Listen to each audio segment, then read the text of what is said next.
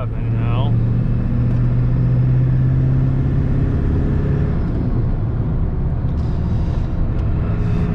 Absolute blast at cruising this truck. I don't have too many power mods. Tuner, rebuilt turbo with a 1.0 housing, and a wicked wheel, full exhaust. The essentials, I'd say, for the 7.3 trucks. Or the 1.0 is really not an essential thing, but it was just something I liked to do to aid in faster spooling, since I didn't plan on changing the injectors out immediately. And I was due to rebuild the turbo, so why not? For the most part, it's worked out pretty good, and it's made a noticeable difference for me. Eventually, I plan on adding some bigger injectors, nothing too big, maybe a new turbo and an intercooler system. But I want to keep the truck pretty much fully streetable. I drive it daily during the spring and summer, get stored in the winter. One of my favorite things about this truck, though, is just the whole driving experience, and with the regular cab. Even though I want to push this person out of the way because they're going under the speed limit, and it's extremely frustrating.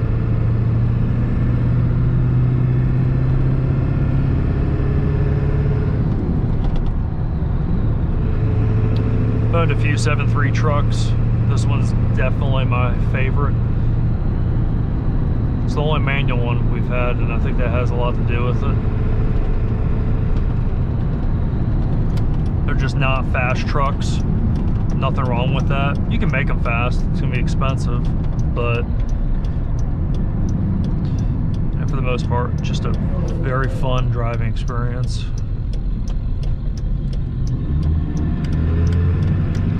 I'll probably say that like 1,000 times during this video, how fun the quote-unquote driving experience is in a commercial grade 90s diesel truck. But hey, it's fun.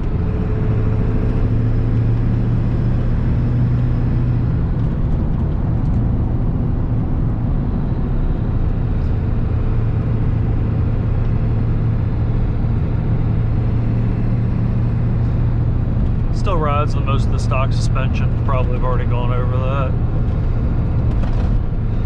So it's a little bouncy. Not terrible, but hey, you know, it's an older truck. I accept that.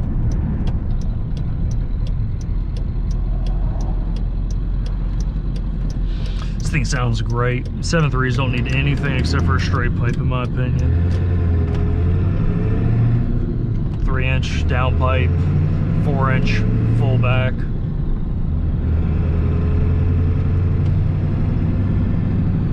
These OBS trucks have such a small downpipe from the factory. It's unreal that they let them leave that way, but it is what it is.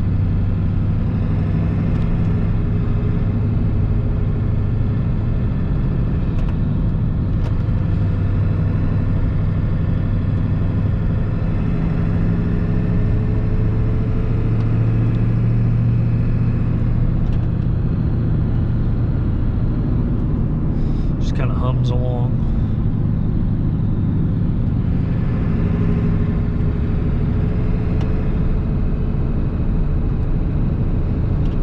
In general, I think these trucks have aged really well. They have really simple interior designs, pretty simple overall mechanics. I mean, it's an international school bus engine for the most part.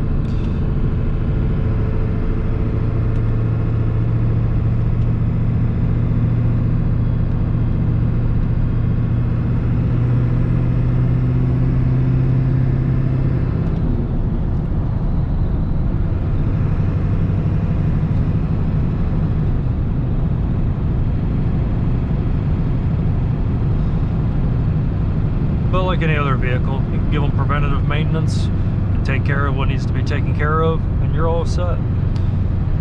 This truck's got a little over 202,000 miles.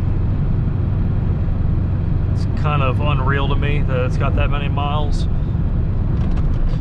It looks extremely nice and it drives extremely well.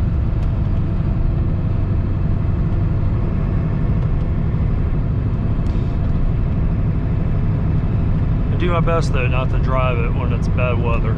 Extremely hard to do that though, because I love driving this truck whenever I can. But definitely stays indoor in the winter months. And that is a no-no.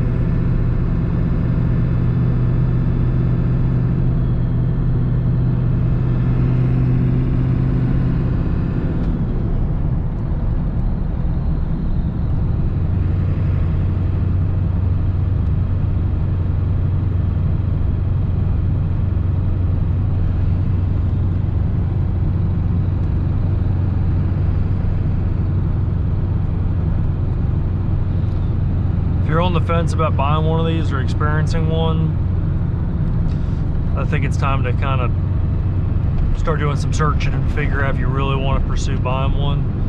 They're getting hard to find in decent shape for decent values. I think that they have been kind of in limbo for quite a while, but in the last four years or so, it feels like everyone's jumping on the bandwagon. You're starting to see quite a bit of them for sale for a premium. Nothing wrong with that. I'm all for that. I think the trucks, value-wise, I think they are worth a lot. But there are a lot of rusted out or beat to hell ones, unfortunately. They were work trucks. But yeah, basically, if you're on the fence, better start doing some hard thinking now, because they're going to be a little bit harder to find. And it's kind of cool. It's the first generation of a Ford Power Stroke truck.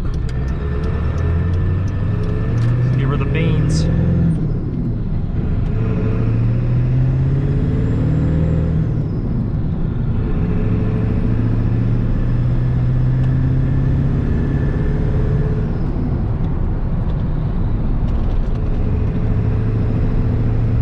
Try to shift it as fast and gently as possible, if that makes sense.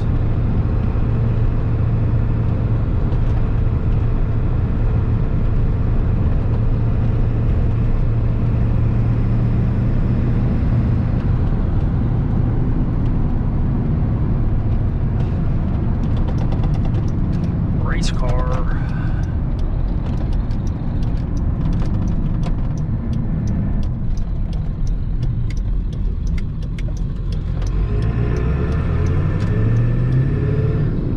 Traffic.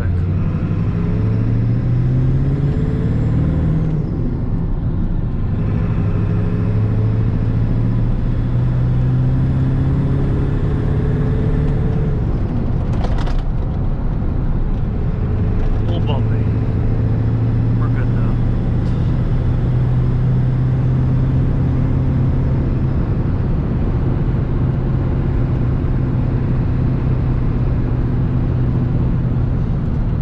Can't really convey the heat on the camera, but it's pretty humid today, and I am just basking in this nice cold AC cockpit.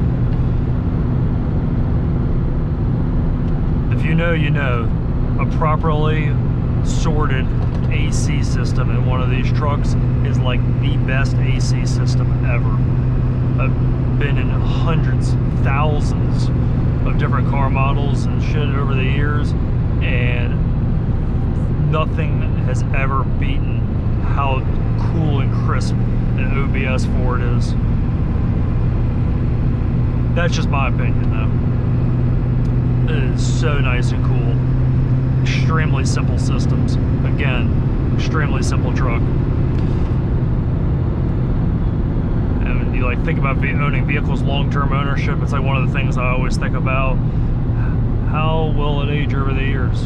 And this 24-year-old truck hasn't let me down at all in that regard. Parts are still relatively easy to get. You can still get a lot of parts actually still from Ford. I've been stocking up on some stuff. Some parts are pretty hard though to get, such as nice mint dash pads. You're gonna be paying a premium for a nice one. If anyone's got a really nice mint one, please let me know. I'm looking for one.